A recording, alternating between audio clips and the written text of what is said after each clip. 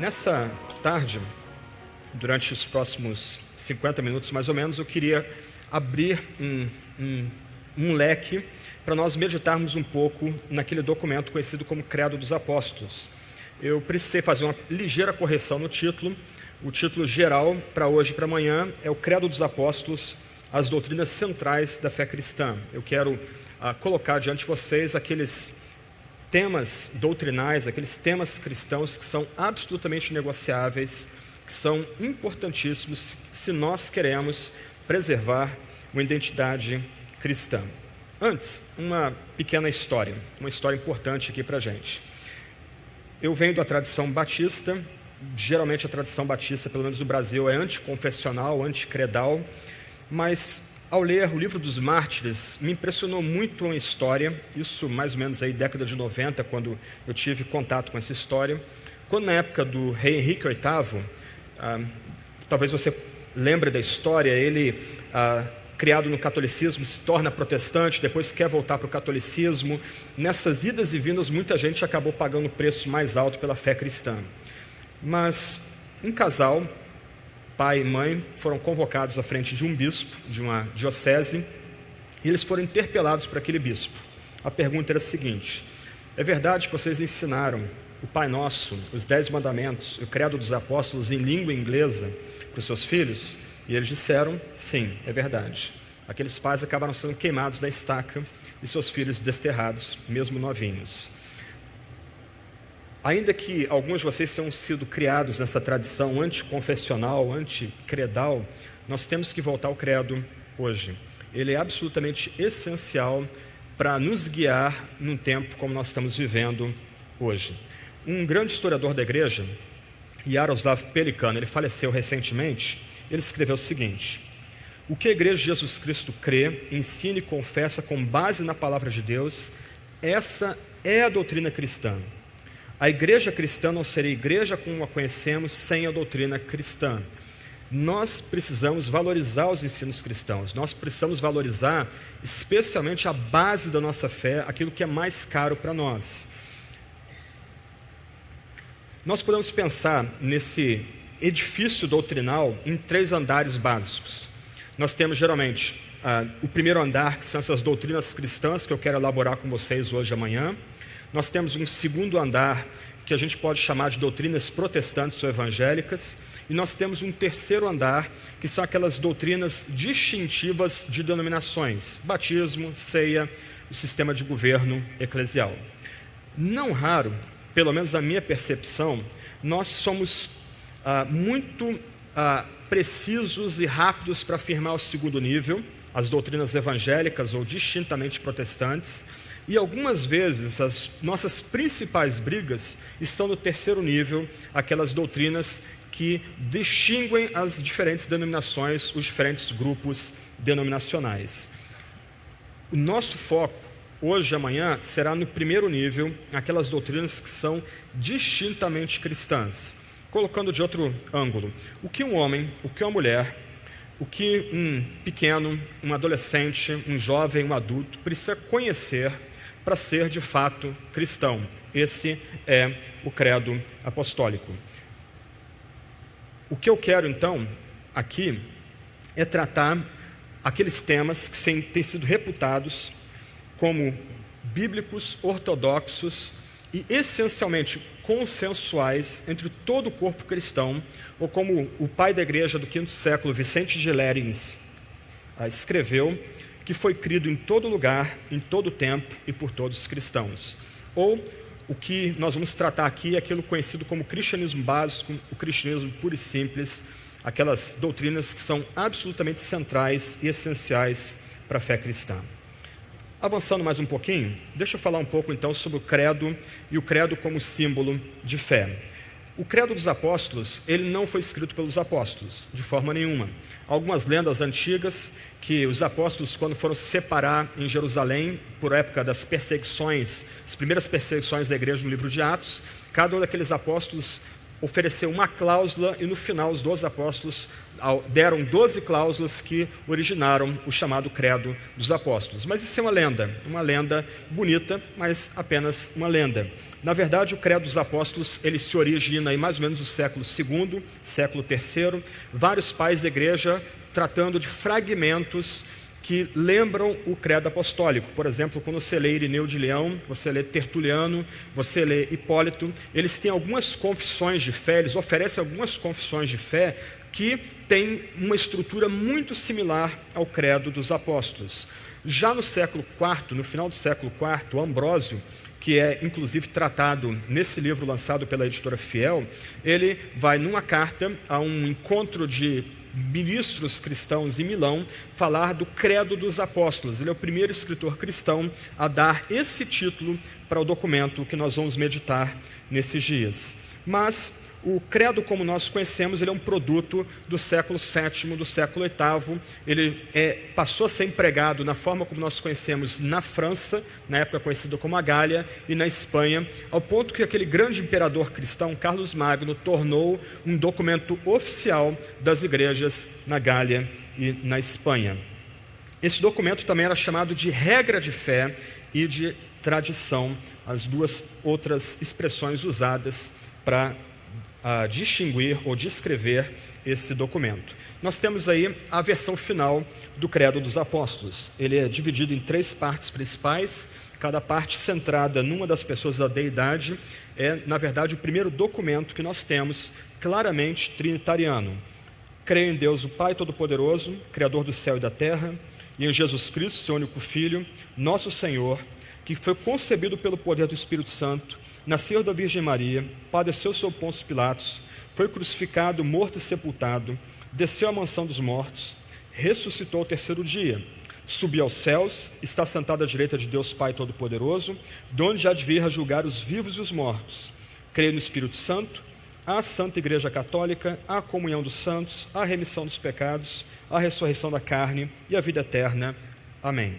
O que é surpreendente para nós aqui, e eu vou tentar desenvolver isso com vocês na parte final da palestra de hoje e amanhã, é notar que linha após linha, conceito após conceito desse credo antigo é fundamentalmente bíblico. João Calvino, um dos pais da tradição da Reforma, já cedo na carreira dele, em seu catecismo, ele vai escrever: esse documento, nada contém de doutrina humana. Pelo contrário, é uma coleção de testemunhos certíssimos da Escritura. Calvino, com seu discernimento característico, ele quer lembrar que linha após linha tem amparo bíblico. Ou melhor, focando isso de um outro ângulo, linha após linha, o credo é um resumo daquilo que é mais central, mais importante, como registrado, como dado a nós na Sagrada Escritura.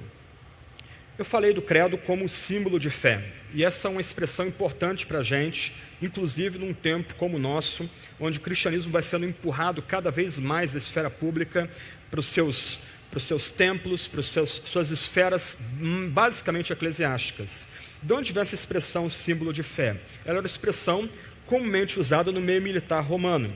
Quando 2 generais se afastariam no campo de batalha, tomariam rumos diferentes do campo de batalha, eles pegavam um vaso de barro, partiam aquele vaso de barro, pegavam 2 cacos que pudessem se encaixar perfeitamente, cada general ficava com um daqueles cacos de barro. Quando, no meio da batalha, havia necessidade de comandantes de legiões se comunicarem entre si, aquele general que tinha um pedaço daquele caco, trazia um mensageiro, entregava a mensagem e o caco na mão daquele mensageiro. Aquele mensageiro corria pelo meio da floresta, ou pelo deserto, até alcançar outra legião, outro regimento romano, e lá ele entregava a mensagem e o caco.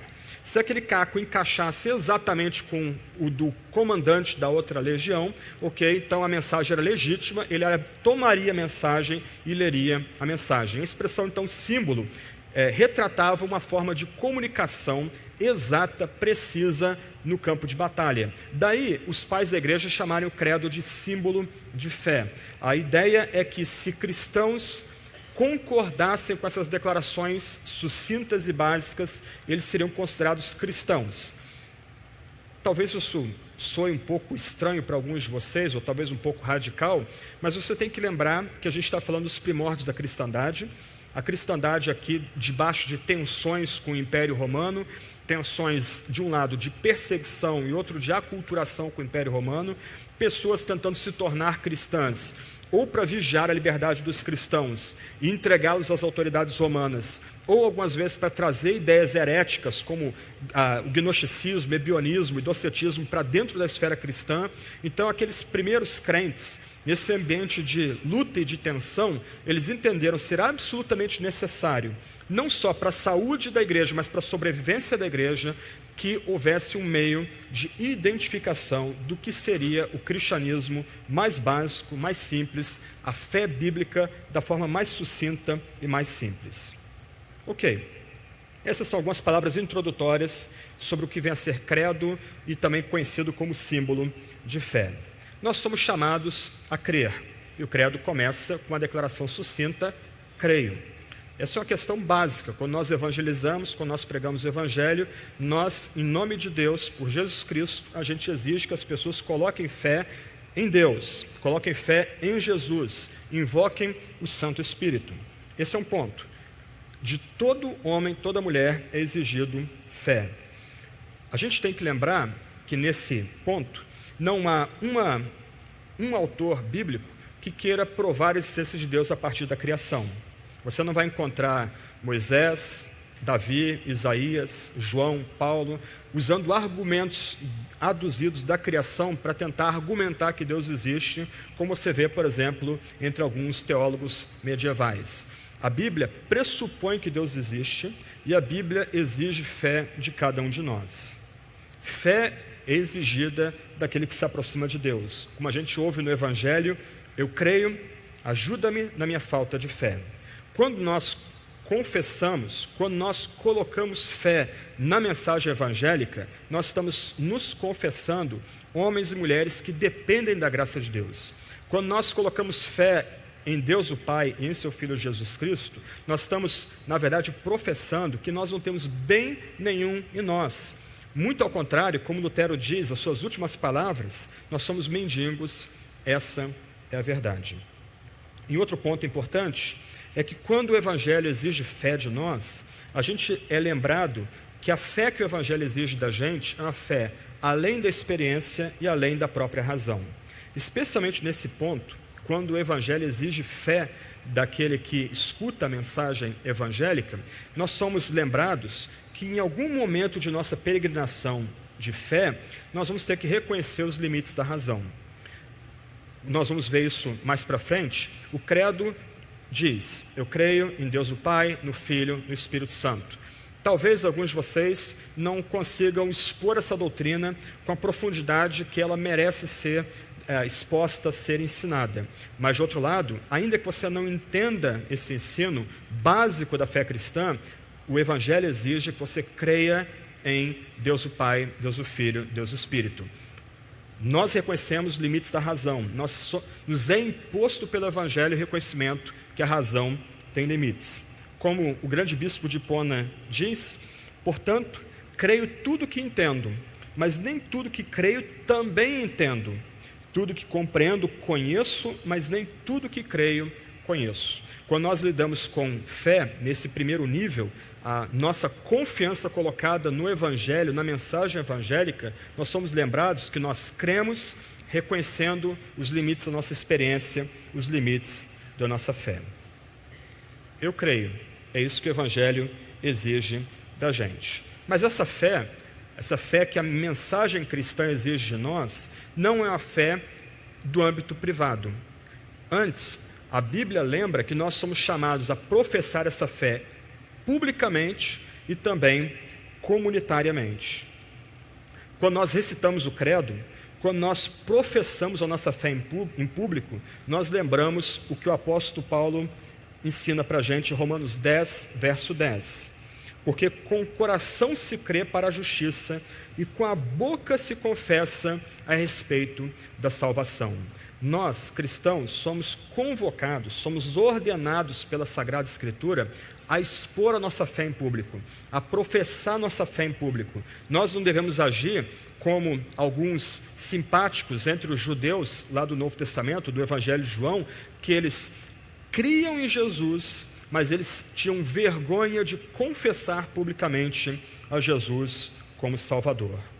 Quando nós cremos e confessamos o credo, nós o fazemos não apenas publicamente, mas nós fazemos como igreja cristã, igreja de Cristo. Como um escritor do século XX, Karl Barth, diz: no credo, a igreja curva-se perante Deus. Então, nós somos chamados a crer no Evangelho, a colocar nossa fé na mensagem do Evangelho dada nas Sagradas Escrituras, mas do outro lado, nós somos chamados a tornar pública a nossa profissão de fé, a apregoar os outros o que nós cremos e apregoar essa fé juntos na igreja com nossos irmãos e irmãs.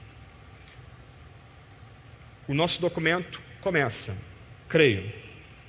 Antes de começar a trabalhar o Credo dos Apóstolos, seria interessante a gente pensar o que a Bíblia, o Antigo e o Novo Testamento ensinam sobre essa profissão de fé, essa confissão de fé pública e comunitária. Por conta de tempo, eu não vou ter como ler versículos bíblicos aqui, eu vou recitar o endereço, vocês podem anotar para conferir depois, mas já no Antigo Testamento, nós temos confissões de fé do povo de Israel. Já no Pentateuco, o povo de Israel é convidado, é exortado pelo próprio Yahvé, o próprio Senhor Deus Todo-Poderoso, o Senhor do Pacto e da Aliança, a proferir confissões de fé. Por exemplo, o Cântico de Moisés, Êxodo capítulo 15, versos 1 a 18, é uma profissão de fé, é uma confissão de fé de Deus, ou melhor, do povo em Deus, o Deus de Israel. Deuteronômio 6, 20 a 24, Deuteronômio 26, 5 a 9, Josué 24, 2 a 13, são confissões de fé que testemunham que Deus é um, há um único Deus, e esse Deus é o Eu Sou, é o Yahvé, o Senhor Deus dos Exércitos, confessam a singularidade desse Senhor e especialmente seus poderosos feitos. Deus nos libertou com mão poderosa, Deus nos tirou do Egito. A fé de Israel é uma fé confessante, por assim dizer. Quando a gente vai para os Salmos, a gente pode notar uma série de salmos que convidam o povo de Deus a celebrar quem Deus é e seus poderosos feitos. A gente lembra imediatamente do Salmo 136, que é um convite a que todo o povo dê graças pela fidelidade, pela misericórdia de Deus, que se renovam em cada etapa da história de Israel.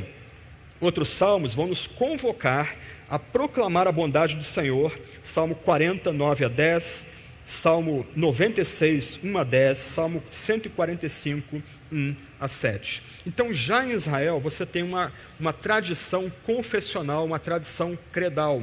O povo de Israel, diante das várias nações estrangeiras que adoravam outros deuses, outros ídolos, eles professavam sua fé no único Deus, Criador, o Deus da aliança, o Deus Redentor. Mas no Novo Testamento, esse tema fica um pouco mais sério e um pouco mais profundo. As palavras confessando e confissão são frequentemente mencionadas no Novo Testamento.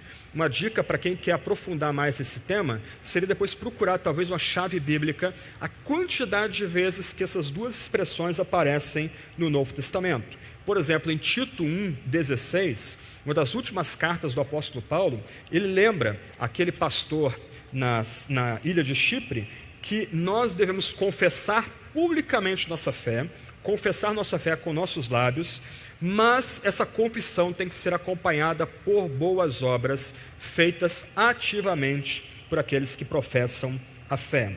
Um texto mais sério para nós é Mateus capítulo 10, versos 32 a 33. Esse texto eu preciso ler com vocês. Uma exortação solene que Jesus faz do seu discurso de envio dos seus discípulos e apóstolos, o envio a pregoar o reino. Mateus capítulo 10, verso 32 e verso 33. Portanto, todo aquele que me confessar diante dos homens, também eu confessarei diante do meu Pai que está nos céus. Mas aquele que me negar diante dos homens, também eu negarei diante do meu Pai que está nos céus. Aqui é um comando solene do próprio Jesus aos seus apóstolos e a nós por tabela, de que nós somos chamados a confessar publicamente e como comunidade a Cristo Jesus. E ai de nós se nós não o confessarmos publicamente e comunitariamente. Romanos 10, verso 9 e 10, nós já lemos a necessidade de nós crermos no coração e confessarmos audivelmente, publicamente a respeito da salvação, mas há um ponto aqui importante em 2 Coríntios 9, 13. Essa fé que deve ser confessada publicamente, também deve ser confessada junto com uma comunidade local, junto com a igreja. 2 Coríntios 9, verso 13. Visto como, na prova desta ministração, glorificam a Deus pela obediência da vossa confissão quanto ao Evangelho de Cristo e pela liberalidade com que contribuís para eles e para todos. O texto maior aqui trata da questão do recolhimento de ofertas para os crentes que sofrem pobreza em Jerusalém, estão passando fome em Jerusalém, mas o ponto de destaque aqui é que o que fica evidente à igreja de Corinto, com todos os seus problemas, com todos os seus pecados e tensões inerentes a qualquer comunidade local, qualquer igreja local, essa comunidade obedecia confessando como povo de Deus. Mais uma vez, no Novo Testamento, então, a confissão de fé, uma confissão pública de fé, organizada, precisa, é requerida, não apenas de pastores, de presbíteros e de diáconos, mas de toda a comunidade. Se Deus nos fala pela palavra, a confissão de fé é nossa resposta ao Deus que nos fala pela palavra, especialmente na esfera do culto público.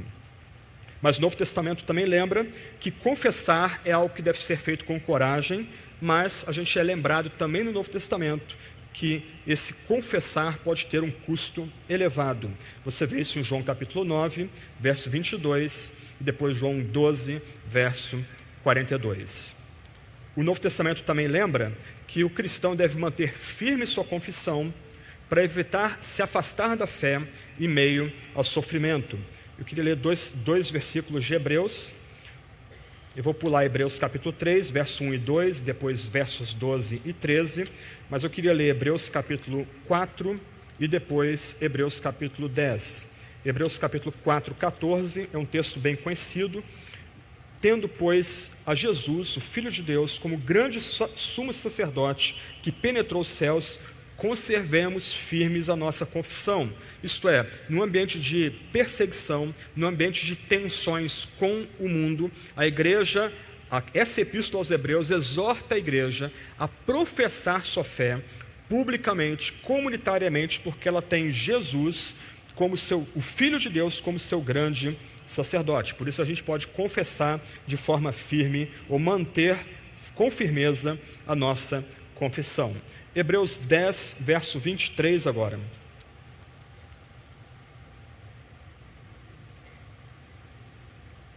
Mais uma vez, num ambiente de pressão, de tensão, nós somos exortados. Guardemos firme a confissão da esperança sem vacilar, pois quem fez a promessa é fiel. O crente então é instado, junto com toda a igreja, a perseverar confessando a fé por causa do Deus que é fiel, por causa da fidelidade do próprio Deus.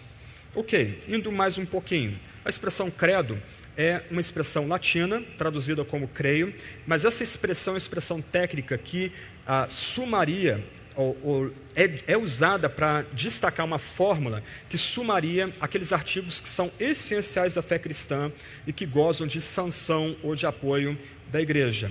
O credo, essa expressão credo, é uma afirmação daqueles pontos centrais da fé cristã com os quais se espera que todos os cristãos concordem. Ok, nós temos que confessar fé, nós temos que confessar fé publicamente, nós temos que confessar fé como igreja, mas será que existem confissões de fé no Novo Testamento? Sim, elas existem. E eu gostaria de olhar algumas delas durante um tempo com vocês. Já no Novo Testamento, nós temos alguns credos, ou alguns fragmentos de confissões de fé.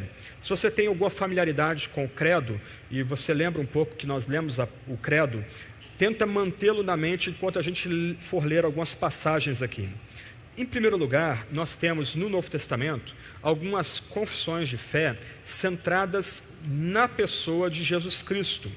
Atos 8:37, Romanos 8:34, por exemplo, 1 Coríntios 15, verso 3 e 4. Antes de tudo, vos entreguei o que também recebi, que Cristo morreu pelos nossos pecados, segundo as Escrituras, e que foi sepultado e ressuscitou ao terceiro dia, segundo as Escrituras. O que nós temos aqui, segundo os eruditos do Novo Testamento, é uma breve confissão de fé. A estrutura lembra o nosso credo, ou colocando de outro lado, o credo é eco desse texto que nós estamos lendo nesse momento. Filipenses 2, 5 a 11. Um texto bem conhecido por nós. Tende em vós o mesmo sentimento que houve também em Cristo Jesus, pois ele, subsistindo em forma de Deus, não julgou como usurpação ser igual a Deus, antes a si mesmo se esvaziou, assumindo a forma de servo, tornando-se em semelhança de homens, e reconhecido em figura humana, a si mesmo se humilhou, tornando-se obediente até a morte e morte de cruz.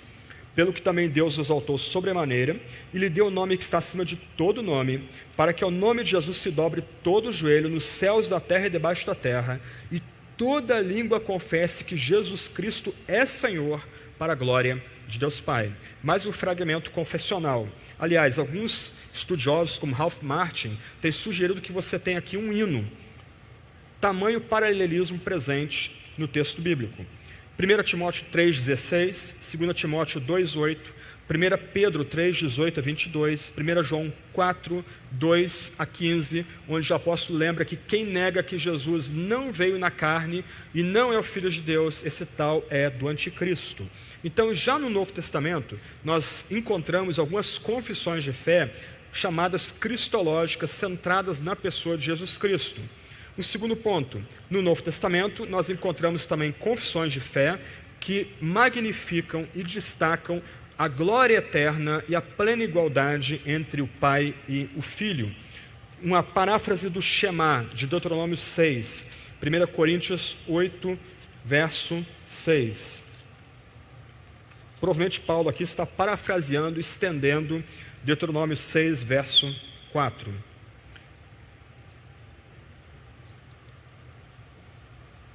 Todavia, para nós há um só Deus, o Pai de quem são todas as coisas e para quem existimos, e um só Senhor, Jesus Cristo, pelo qual são todas as coisas e nós também por Ele. A plena igualdade entre o Pai e o Filho.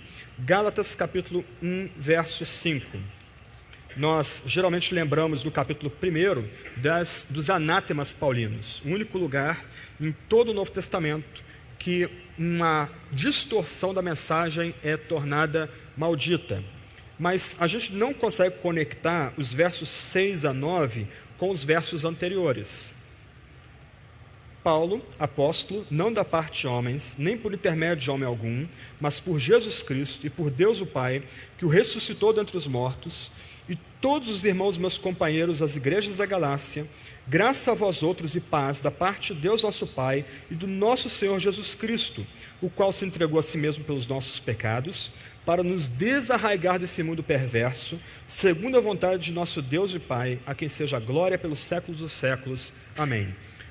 Se você for dar uma olhada nesse texto aí com mais atenção, você vai ver o destaque a Deus o Pai e a Deus o Filho, Jesus Cristo, nosso Senhor, e uma igualdade entre ambas as pessoas, em eternidade, em glória e louvor. É destacado que esse Jesus é enviado para ser entregue pelos nossos pecados.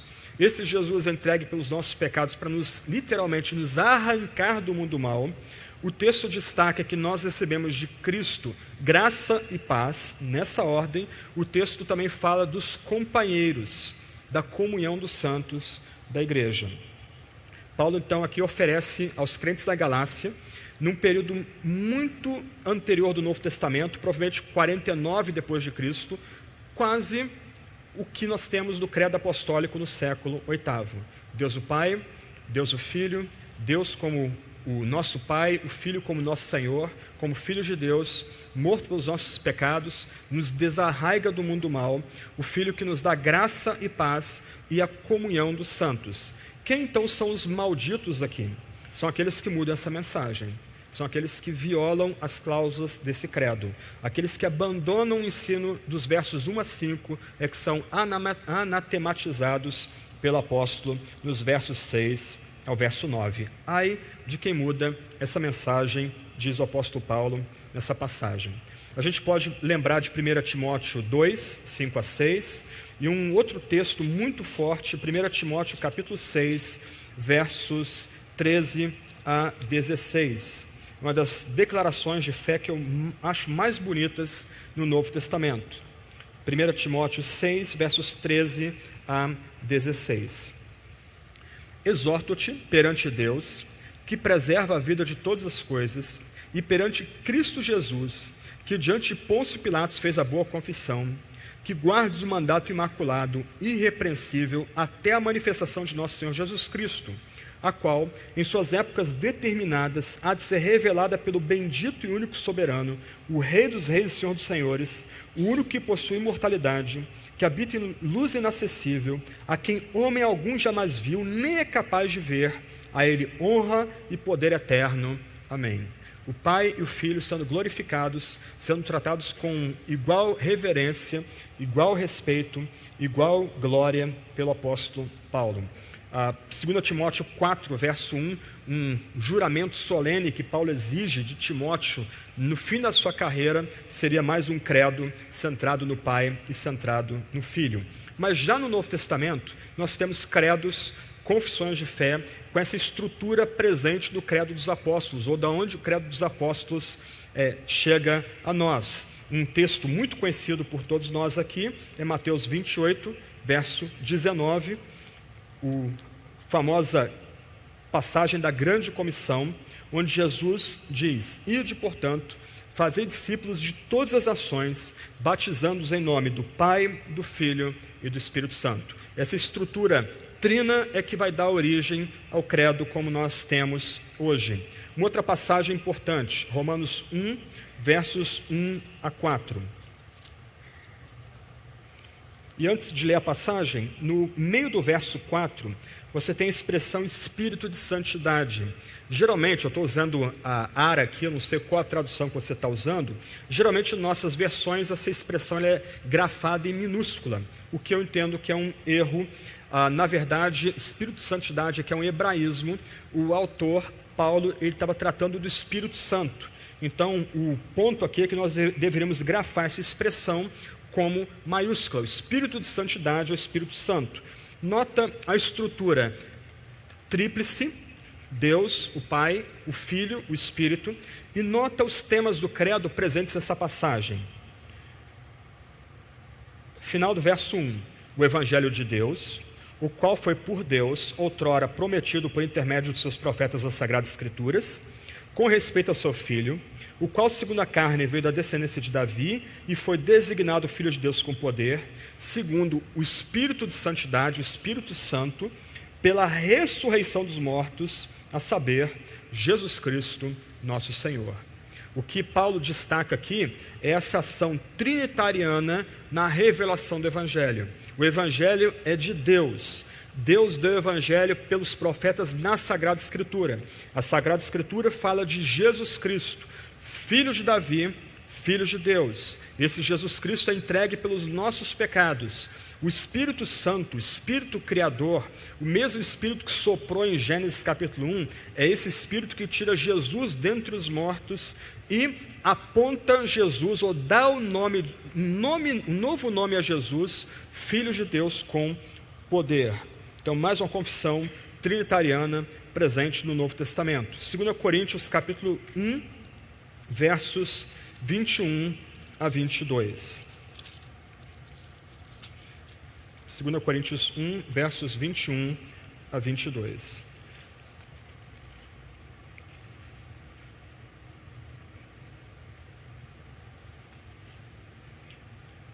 Mas aquele que nos confirma convosco em Cristo e nos ungiu é Deus, que também nos selou e nos deu penhor do Espírito em nosso coração.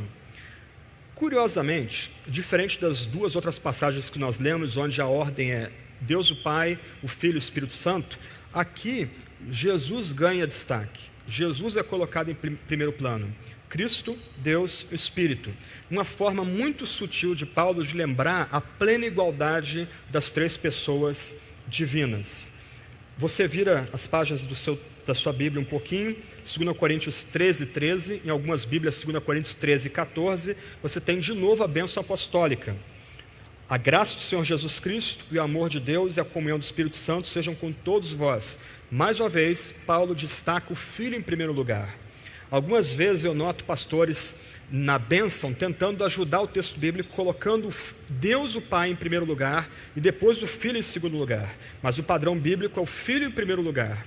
Por quê? Porque por meio dele que nos vem a salvação, de um lado, e porque do outro lado, a plena igualdade, plena honra, glória, louvor entre o Pai, o Filho, o Espírito, entre o Filho, o Pai, o Espírito, entre o Espírito, o Filho e o Pai. A gente pode ver isso, por exemplo, em 1 de Pedro, capítulo 1, verso 2.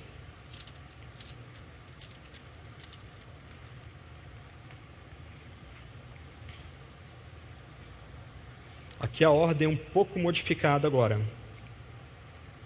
Eleitos, segundo a presciência de Deus Pai, em santificação do Espírito, para a obediência e aspersão do sangue de Jesus Cristo, graça e paz vos sejam multiplicadas. O Pai, agora o Espírito e depois o Filho. E um último texto, muito legal, bem desafiador para a gente, Judas versos 20 e 21.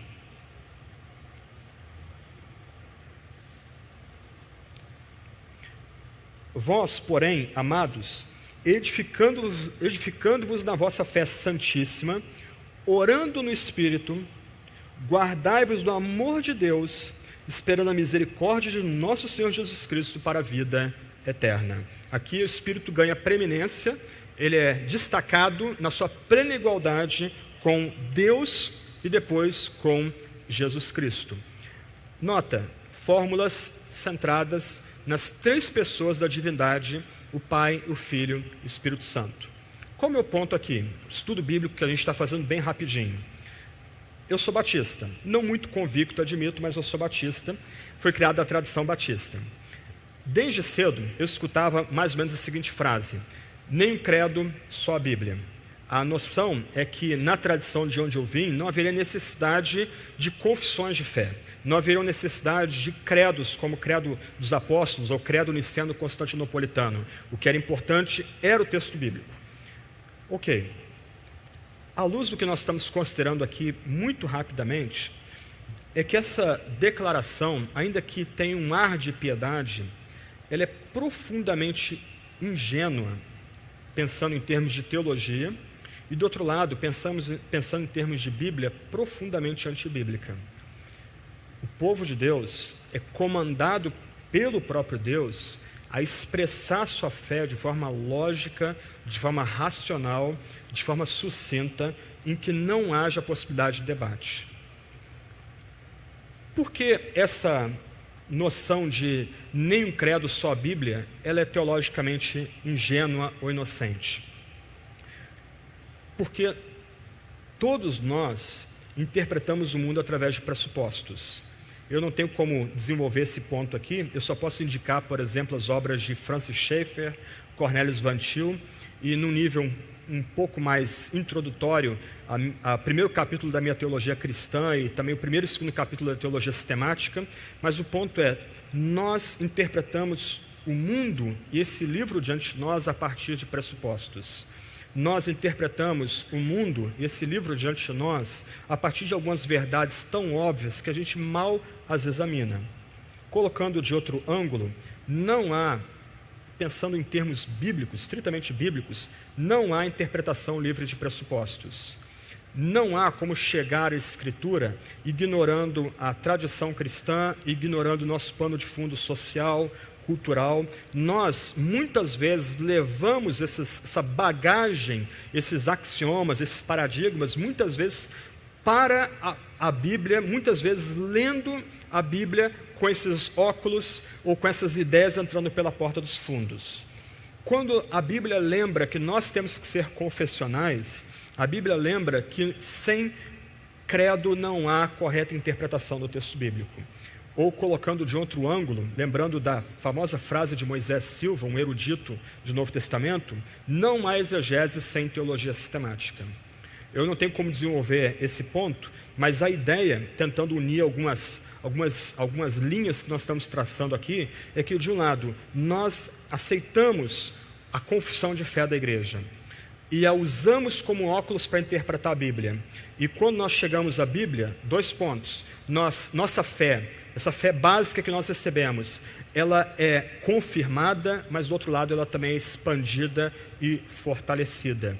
Nós precisamos chegar à Escritura com essas declarações básicas de fé, essas confissões básicas de fé, para lermos a Sagrada Escritura.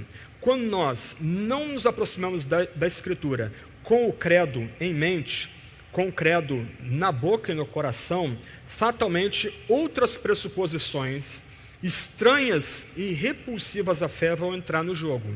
Por exemplo, se a gente não lê a Sagrada Escritura tendo o credo como nosso óculos hermenêutico, por assim dizer, nós vamos trazer o catolicismo, ou princípios do catolicismo, ou princípios do espiritismo, ou do animismo, ou até mesmo do ateísmo para a nossa leitura bíblica. Uma pequena ilustração aqui. Como que uma pessoa pode descobrir ou ler na Bíblia a noção de maldição hereditária? Tem pessoas que creem nisso. Se você tem um problema na sua vida, a sua vida não se desenvolve, é porque algum parente seu deu legalidade para Satanás alguma geração atrás, e agora toda a sua geração após geração, está ligada a Satanás, e quando você quebrar esse vínculo, então agora você vai ter uma vida vitoriosa. De onde se lê isso na Bíblia? Obviamente, os mestres que ensinam esse tipo de noção vão tentar se reportar ao texto bíblico, vão tentar tirar textos fora de contexto para validar a sua posição. Mas quando você tem alguma noção do que é o espiritismo, e notadamente o kardecismo, você começa a notar que essa noção não vem do credo, mas vem do ambiente que nós somos formados, nesse caso, o ambiente espírita kardecista.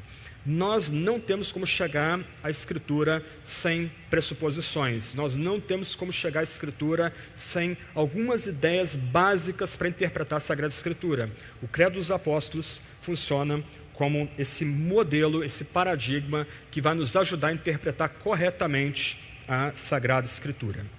Indo um pouco mais e caminhando já para o final, creio em Deus. Eu, obviamente, não vou ter como expor palavra a palavra o credo, mas eu quero pegar essas duas expressões, creio em Deus, e depois, amanhã, desenvolver o Pai, o Filho e o Espírito. Mas quem é Deus na Bíblia? Deus é, como diz a expressão tão bonita do Magnificat, aquele que habita nas maiores alturas. Deus, na Bíblia, é o Deus dos altos céus. Deus é, na Sagrada Escritura, aquele ser presente, vivo, atuante, especialmente Deus, o nosso Deus, o Deus cristão, é aquele que se faz conhecer. Só que para nós, Deus se faz conhecer na Sagrada Escritura. O que nós sabemos a respeito de Deus, nós não o sabemos porque nós somos mais brilhantes do que as outras pessoas, porque nós estudamos mais do que as outras pessoas. O que nós sabemos, o pouco que nós sabemos sobre a fé, nos vem mediante divina revelação. Olha o que Paulo escreve em 1 Tessalonicenses, capítulo 2, verso 13. Em nossos embates com outros credos, especialmente contra a teologia liberal, a gente tinha que ter esse texto grifado e guardado em nossa mente, nosso coração. Olha o que o apóstolo diz: outra razão ainda temos nós para incessantemente dar graças a Deus, é que, tendo vós recebido a palavra que de nós ouvistes, que é de Deus, acolhestes não como palavra de homens, e sim como em verdade é a palavra de Deus, a qual, com efeito, está operando eficazmente em vós os que credes. Nosso Deus é o Altíssimo, O nosso Deus é maior do que todas as galáxias. O nosso Deus, Rei, soberano, gracioso, majestoso, Ele tem prazer em se revelar. E Ele se revela a partir da palavra dEle. Ou melhor, Ele se revela na palavra dEle. É na Sagrada Escritura que nós aprendemos a respeito de Deus. Não na criação, ou aquilo que é chamado hoje de natureza. Não na história, não na psicologia, não na filosofia. Deus, como lembra Pascal, não é Deus de filósofos. Deus é Deus de vivos e não de mortos. Deus é Deus de Abraão, Isaque e Jacó. E Ele fala a nós na Sagrada Escritura. Como um dos meus pais da igreja prediletos escreveu, Irineu de Leão: não foi, portanto, por ninguém mais que tivemos conhecimento da economia da nossa salvação, mas somente por aqueles pelos quais nos chegou o Evangelho, que eles primeiro pregaram e depois, pela vontade de Deus, transmitiram nas Escrituras, para que fosse para nós fundamento e coluna da nossa fé. O que nós sabemos a respeito de Deus nos é dado por Ele mesmo em Cristo e fundamentalmente na Sagrada Escritura, a palavra de Deus. O Altíssimo se dá a nós, vem a nós nesse livro. Só que aqui a situação fica um pouco perigosa para nós. E eu vou tentar terminar com uma provocação aqui. Esse Deus que se revela, Ele proclama nos mandamentos: eu sou o Senhor, teu Deus, que tirei da terra do Egito, da casa servidão. Não terás outros deuses diante de mim. Esse é o primeiro mandamento. O primeiro mandamento teológico. Aqui nós caminhamos num terreno muito perigoso.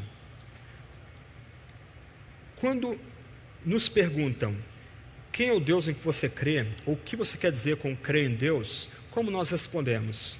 Qual o nome do nosso Deus?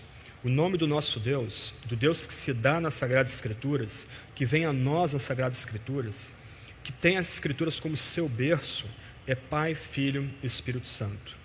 O mandamento lembra que esse Deus que nos libertou, que nos redimiu da servidão, Ele exige culto, Ele exige nossa adoração.